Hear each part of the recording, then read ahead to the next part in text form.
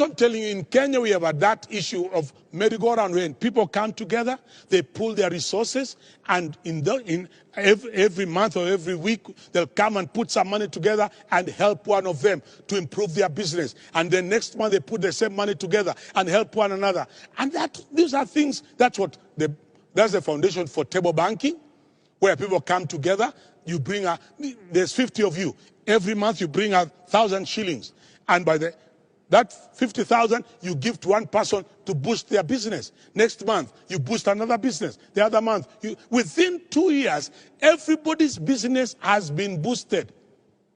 And that is the method you'll find other communities are doing. Many times you'll find in Kenya we are complaining that the Somali community are taking over lots of businesses. It's just a matter of strategy. Strategy. Because the rest of us, we are not strategic in our thinking. No, we are very political. Everything we look at, and we are more interested in politics of 2022 more than anything else. But the Somali community, whatever happens 2022, they know they shall either be number 2 or 3. Because they have strategized. But the rest of us, we have all our eggs in one basket. So we are looking at this man or this woman and all that. But look at the way they've come in, how they are taking business. And you may think, oh, they are stealing money. They are not. They are pooling resources. And then they open a business for one person. And they are telling him, as you do that business, we are still in the same group. Let's pool resources. Open the same petrol station for another person. Open the same M-Pesa for another person. Open the same a similar restaurant for another person. Let's open another restaurant in Kisumu, in Kericho, in Nairobi, in Mombasa, in Tutandei. And they are all over. While the rest of us, we are thinking of more politics of succession, more than strategizing. Because we are looking for handouts from politicians. How have they benefited? Merry-go-round. So that's why you go, you find some of the best restaurants belong to that community now. And they are like newcomers in business, but they came thinking, what are the legitimate ways of making money? So they invest for one person.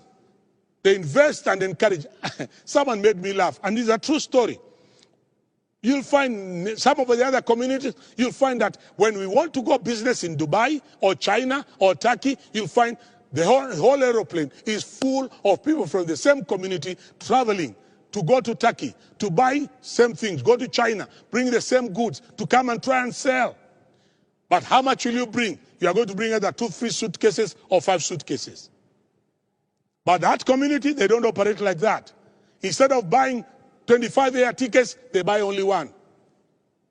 Instead of paying 25 hotel rooms, they pay for only 1 hotel room. Why? They give one of them all that money with a list. This is what I want from my money.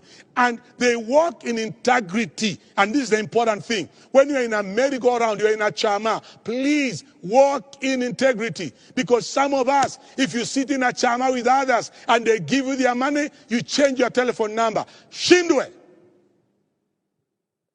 You are keeping our communities poor. You are keeping us at the bottom of the food chain by conning your brothers and your sisters.